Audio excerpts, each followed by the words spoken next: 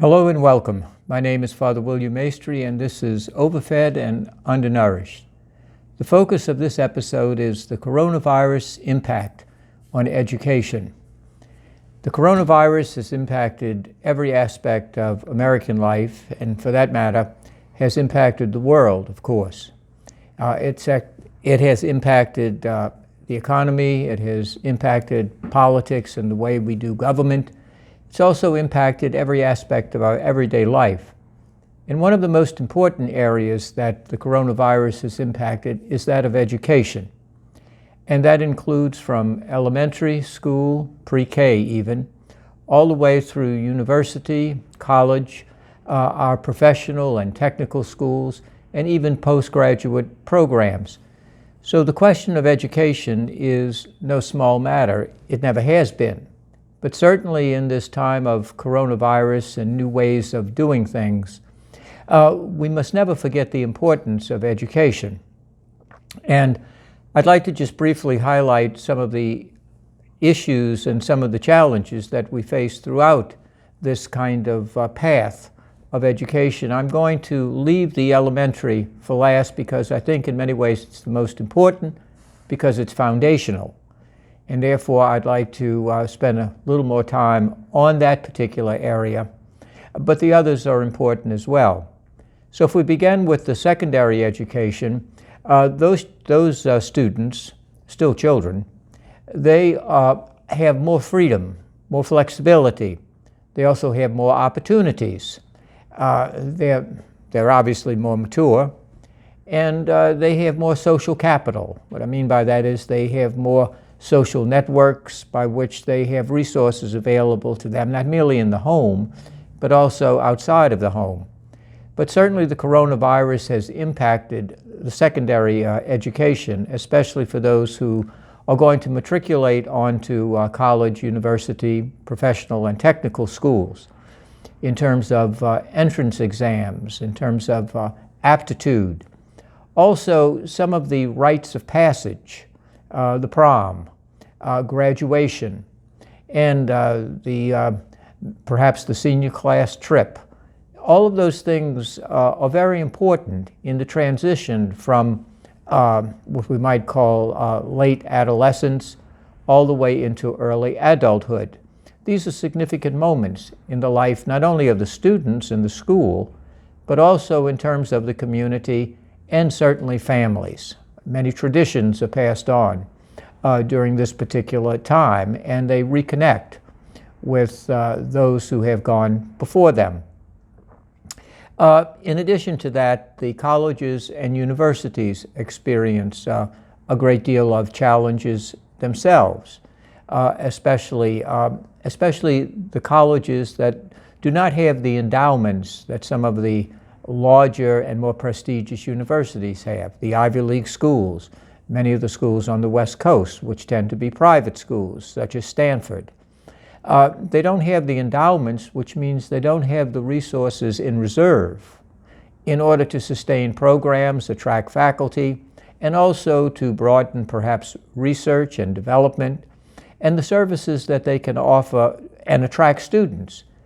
Many of our private colleges and universities, they are still driven by tuition, which also comes from room and board in addition to instruction, but also gifts from alumni and alumnae, gifts from donors, and those who reach out to the community.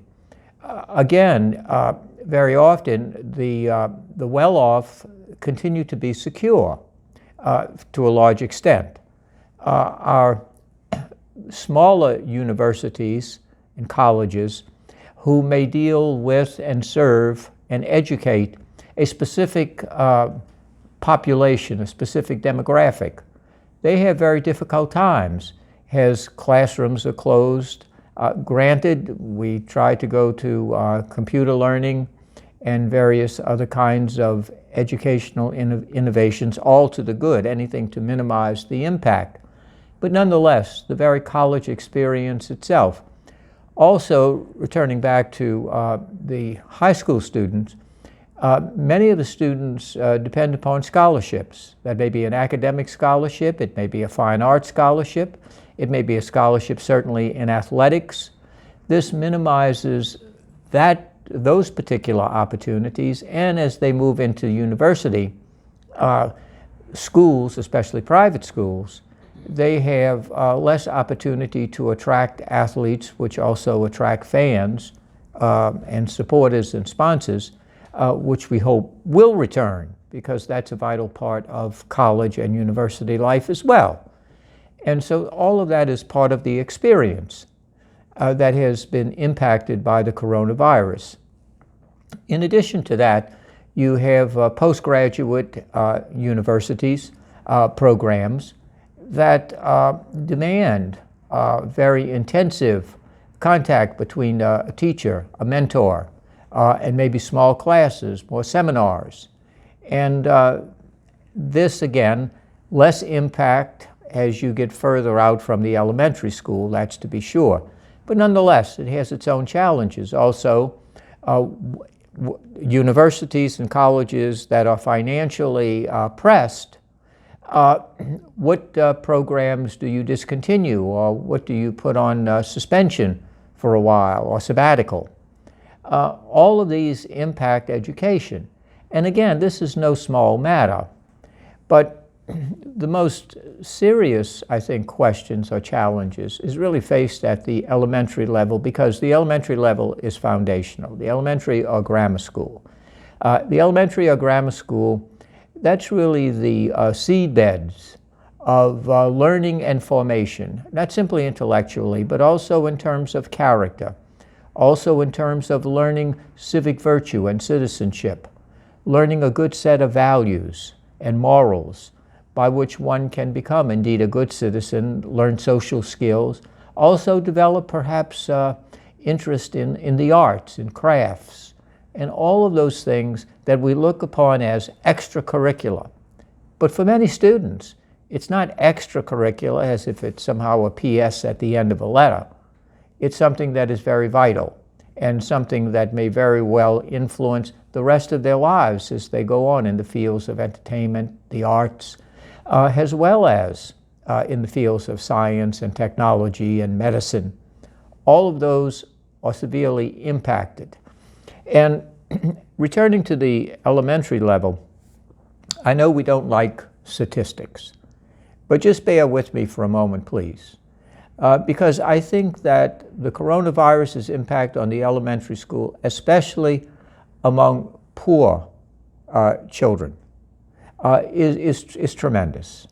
And it really calls for a sustained, deep commitment on the part of all of us in the American society, all of us.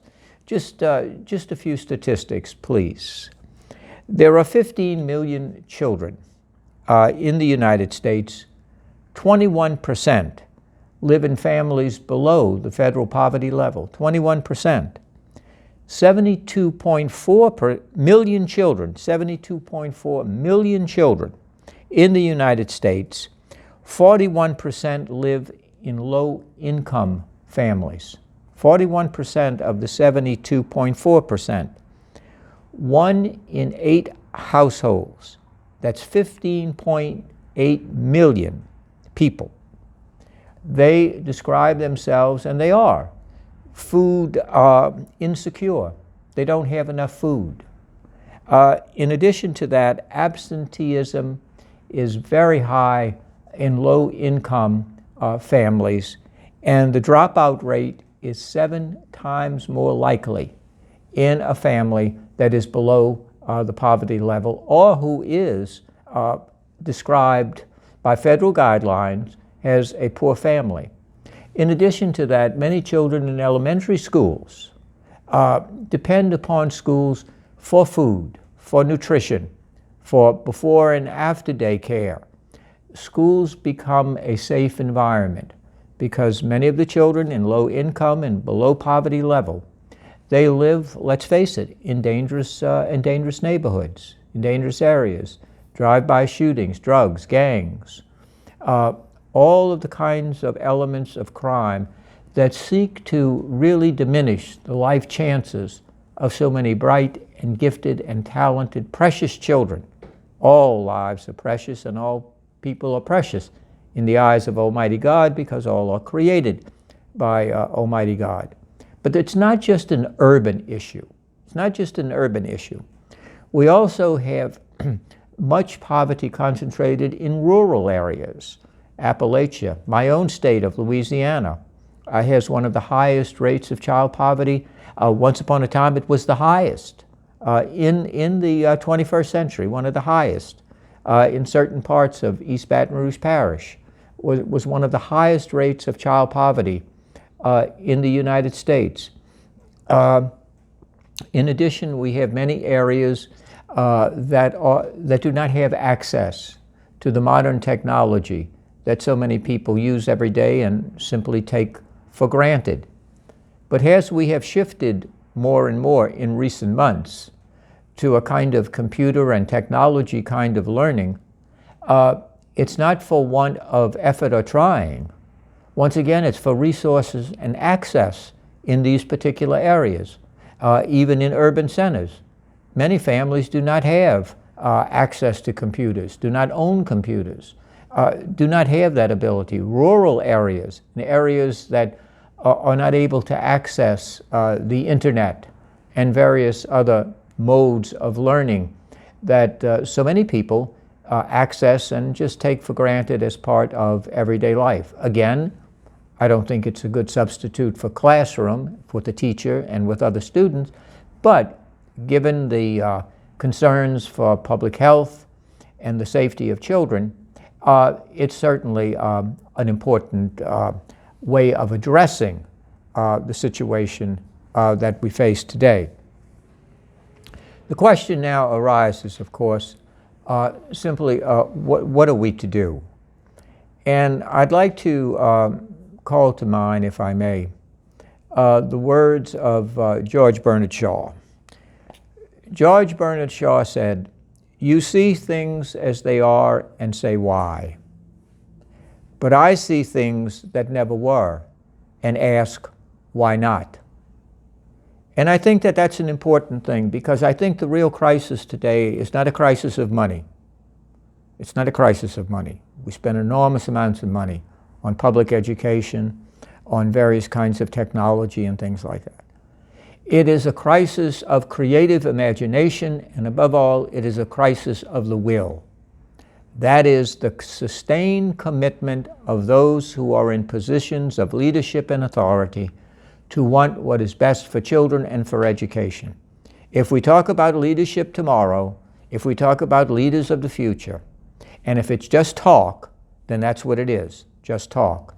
But if we are really committed to that, a great investment must be made in our young people, in our schools and in our education. For many, many of our children, especially from low income and below federal levels of poverty, in rural areas, in areas that are underserved and not served at all, education is a key to increasing life chances and living a better life that all of us want for our children. We ask the question, well, what do parents want for their children? Well, they want what's best for their children. They want what's good for their children. Parents, we don't start with the supposition that parents say, oh goodness, oh good, that's great, I have a child, I can't wait for them to fail. I don't know too many people who say that. Or I can't wait for them to hang with the latest gang. We just don't say that. So it is a crisis of creative imagination, the ability to not think following the dust of the herd, but it is thinking in ways that place children and their development and the development of the community in different ways. For administrators and for those responsible for education, can we begin to think in different ways of partnership? And what I mean by that is this. In response to the coronavirus, there was a great deal made out of the public-private partnership in terms of the medical and material and industrial response to this particular virus. Private companies, government access, government coming together with private companies for the common good. And it did a great deal of good. It did a great deal of good across the board. It was a wonderful advance. Why can't we do that for education? Why can't we lower the barriers, get rid of all the old resentments and divisions, and begin to think of public-private partnership, especially now, in terms of sharing resources? That is, let go of the idea that, well, the public schools are there, the private and religious schools are there, and never the twain shall meet, because basically they're hostile to one another. Why can't we increase the opportunities for children by speaking and joining and putting our resources together? Have regular coming together of all educators across that divide and build bridges so that children advance. Does that mean the dreaded voucher? Yes, it does. Because the problem is not black and white, or red or brown or yellow. The color is green. Many, many people cannot afford education in a better setting, in a better school. Many, many parents in inner city schools who have not lived up to the standards that have been set. They are crying, they are pleading for the opportunity to have a scholarship. Call it a voucher, call it a scholarship, take whatever name you want to call it. But to provide that to parents, it's not going to the school, they still have the choice, to be really pro-choice. To be pro-choice when it comes to education, and not just a select few issues where we hear pro-choice being bandied about. But why can't we free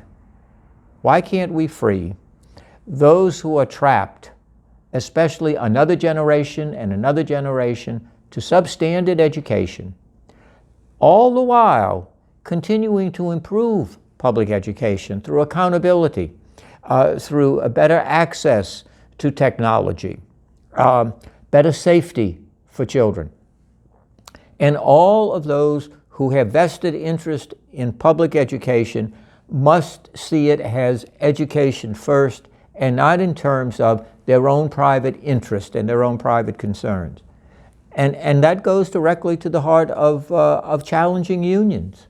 Teachers' unions, cafeteria workers, transportation workers, janitorial and sanitary workers, all of those kinds of workers, we're working for children. We're working for children. Often politics again enters. Often it becomes protecting one's turf or the benefits that one has won. And always, always, it seems, at the expense of the most vulnerable, children and the poor who are in those particular situations.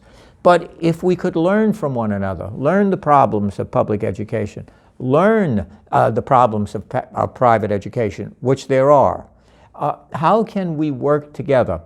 We did it. We did it in New Orleans, Jefferson, St. Bernard Parish, after Katrina. We did. We worked across those lines, and it was a beautiful thing to see.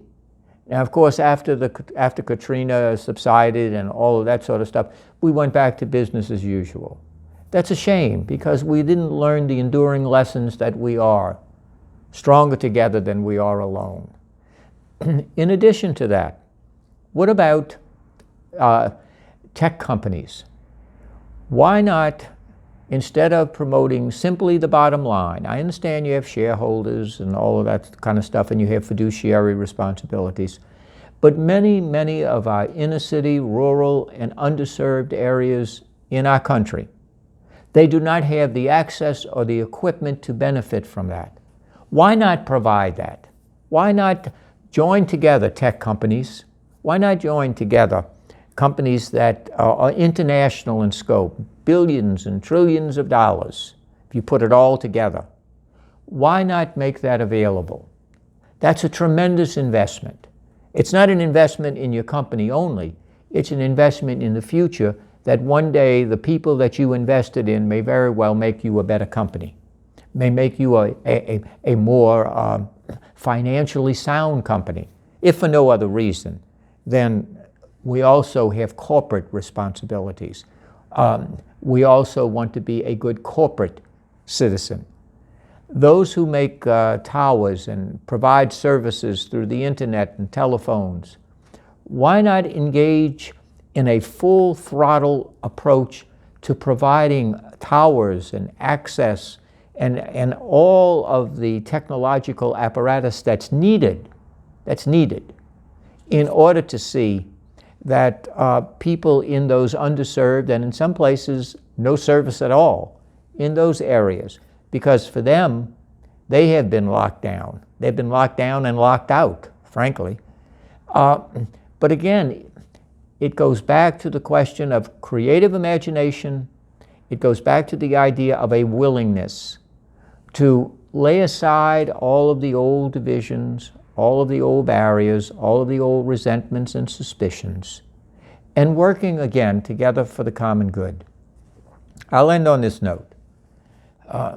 Several years ago, there was a federal program, initiative in education called No Child Left Behind. There is one way in which no child is left behind, and that is to put every child first. So I close with, once again, the question of George Bernard Shaw. Some see things that never were and ask, why not? Maybe it's time for us to ask, why not?